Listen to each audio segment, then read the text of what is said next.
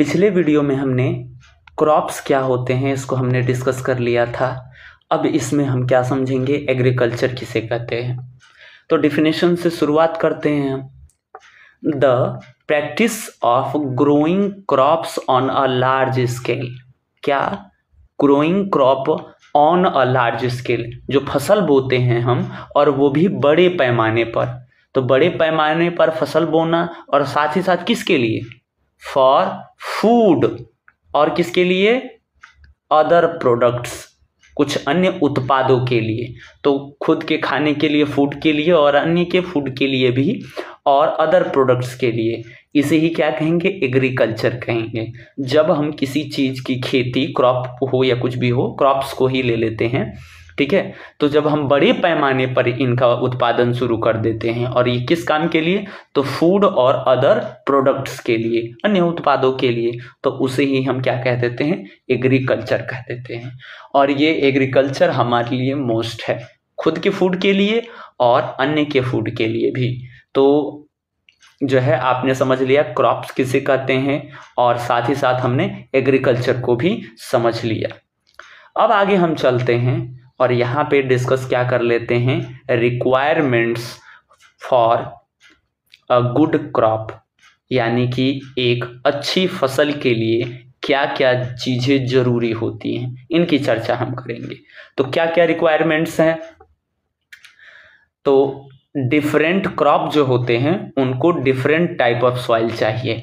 अलग अलग प्रकार के फसलों को उगाने के लिए अलग अलग प्रकार की मिट्टी चाहिए। हर मिट्टी में हर तरह के पौधे सूटेबल नहीं होते हैं, ठीक है। अब यहाँ पे उदाहरण के लिए हम ले लेते हैं राइस को ले लीजिए और जूट को ले लीजिए, ठीक है।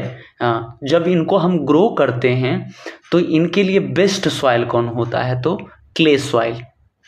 क्ले सॉइल में ये काफ़ी अच्छे से ग्रो होते हैं। और अदर सॉइल में हम अगर इनको ग्रो कराते हैं तो थोड़ा इनके प्रोडक्शन पे, यानी इनके उत्पादन में थोड़ी सी कमी देखने को मिल जाएगी। अब क्ले सॉइल क्यों इनके लिए परफेक्ट है?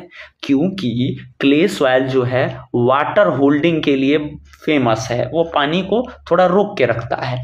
और जो राइस है इसमें काफ़ी ज़्यादा मात्रा में पानी की आवश्यकता होती है, तो इनके वाटर की जो रिक्वायरमेंट्स हैं वो हाई होती है राइस प्लांट के लिए।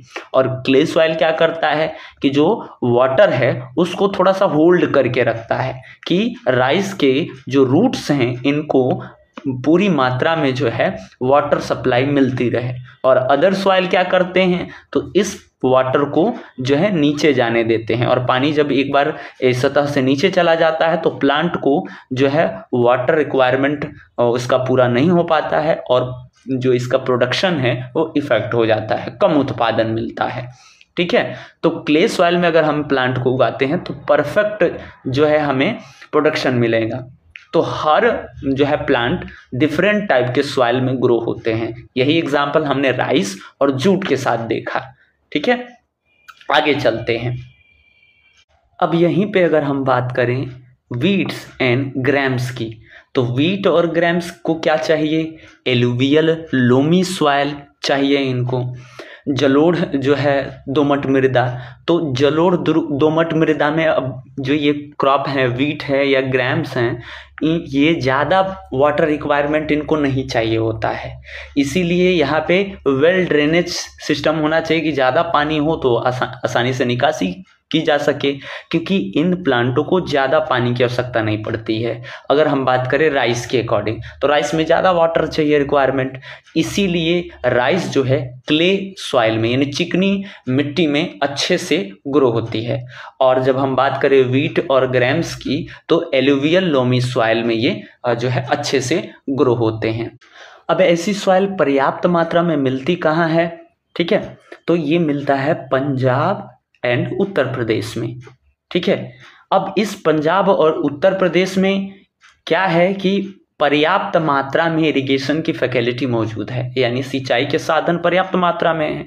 और ये एलुवियल लोमी सॉइल जो है, जलोढ़ दोमट मृदा, ये पानी को होल्ड करके नहीं रखता है और ये आसानी से नीचे चला जाता है। तो ज़्यादा पानी की नहीं आवश्यकता भी नहीं पड़ती है। अगर ज़्यादा पानी रहता है तो जड़ों को नुकसान होगा और आपका क्रॉप क्या होगा, डैमेज होगा, खराब होगा। ठीक है, तो ये सॉइल मिलता कहाँ है, पंजाब और उत्तर प्रदेश में। और यहाँ पर जो है सिंचाई के पर्याप्त साधन मौजूद होते हैं, जिसकी वजह से जब जब प्लांट को वाटर रिक्वायरमेंट होती है तो सिंचाई करके, इरिगेट करके उनके रिक्वायरमेंट को पूरा किया जाता है। अब यहीं पे अगर बात करें हम ज्वार और बाजरा के लिए, तो ज्वार बाजरा के लिए कौन सा सॉइल चाहिए, तो सैंडी लोम सॉइल। ठीक है, सैंडी लोम सॉइल, ये बलुई, एक प्रकार की बलुई मिट्टी होती है। ठीक है, और ये मिट्टी कहाँ पाई जाती है, तो राजस्थान और गुजरात में। ठीक है, तो ज्वार बाजरा के लिए परफेक्ट सॉइल। तो यहाँ पे हम डिस्कस कर रहे हैं कि किस तरह के क्रॉप के लिए किस तरह के सॉइल जरूरी होते हैं। और हम जानते हैं कि अगर इनको अदर सॉइल में लगाते हैं तो क्या होगा, पर्याप्त मात्रा में प्रोडक्शन नहीं मिलेगा। जितना हम कॉस्ट लगाएंगे उससे कम ही प्रोडक्ट का उत्पादन होगा। ठीक है, तो हम क्या यहाँ पे झेलेंगे, तो लॉस होगा हमारा। तो क्रॉप लगाने से फायदा क्या होगा, उल्टा जब आपको नुकसान उठाना पड़े।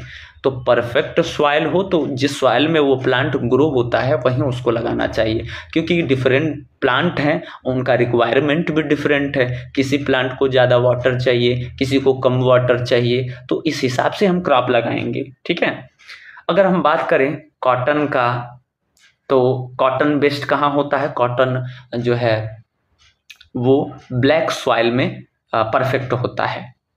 तो ब्लैक सॉइल में कॉटन हम लगाते हैं। यहाँ कॉटन क्या होता है, कपास को बोलते हैं, और इस कपास से जो है सूती कपड़े बनते हैं। ठीक है, तो कॉटन परफेक्ट किस सॉइल में होगा, तो ब्लैक सॉइल में।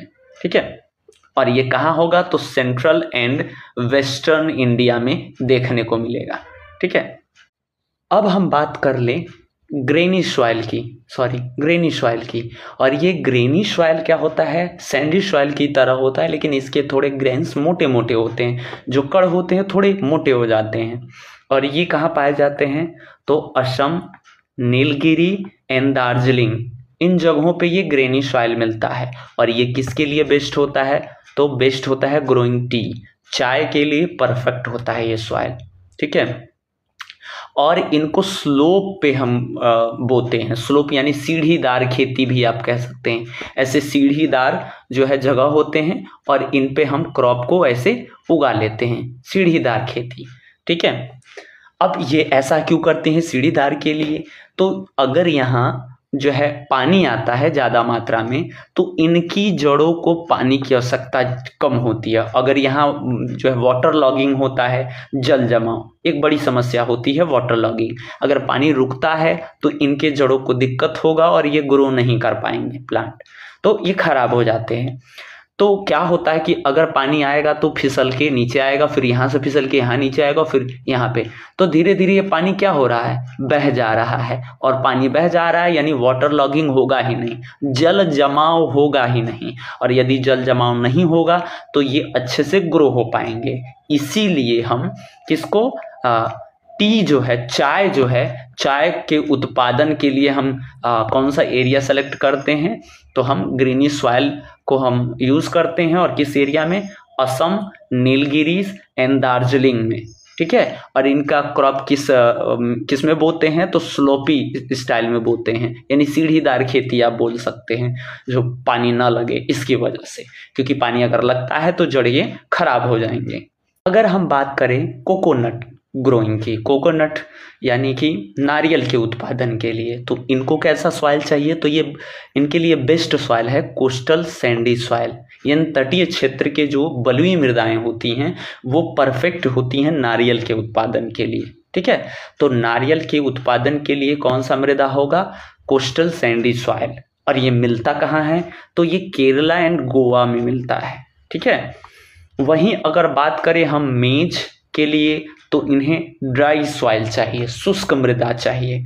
ठीक है, तो ये तमाम तरह के क्रॉप अलग अलग तरह के क्या होते हैं, सॉइल में बोए जाते हैं। किन्हीं को ज़्यादा वाटर रिक्वायरमेंट चाहिए, किसी को कम चाहिए, किसी को जो है वाटर लॉगिंग से दिक्कत है, किसी को वाटर लॉगिंग चाहिए। तो ये सब देखना पड़ता है कि किसकी रिक्वायरमेंट्स क्या है, उस हिसाब से उस सॉइल में आप क्रॉप ग्रो कर सकते हैं।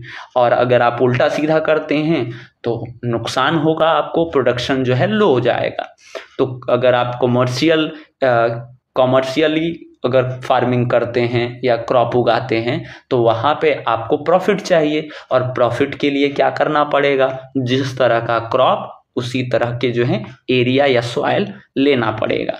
ठीक है, अगर बात करें हम ओनियन एंड ग्राउंड नट के लिए, प्याज और मूंगफली के लिए, तो इन्हें कौन सा चाहिए सॉइल, तो इन्हें वेल ड्रेन्ड सैंडी सॉइल चाहिए। सैंडी सॉइल यानी रेतीली मिट्टी चाहिए, और वेल ड्रेन यानी कि जहाँ पे पानी रुके मत, पानी आसानी से बह जाए, निकल जाए। ठीक है, क्योंकि अगर वाटर लॉगिंग होगी तो ये क्रॉप जो है ग्रो हो नहीं पाएंगे। ठीक है, अब ग्राउंड नट जो है मूंगफली को कहते हैं। मूंगफली जमीन के नीचे बैठेगा, ठीक है, ऊपर इसके पत्ते रहेंगे, लेकिन असल में ग्राउंड जो नट्स है वो ग्राउंड में रहेगा।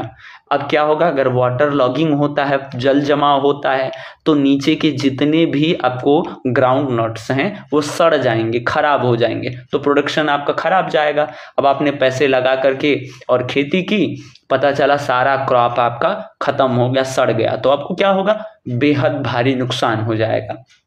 ठीक है, तो इसीलिए ऐसे फील्ड में, ऐसे जमीन में लगाते हैं कि जहाँ पे वेल ड्रेनेज जो है, ड्रेनेज का जो है व्यवस्था हो, ताकि पानी रुके ना।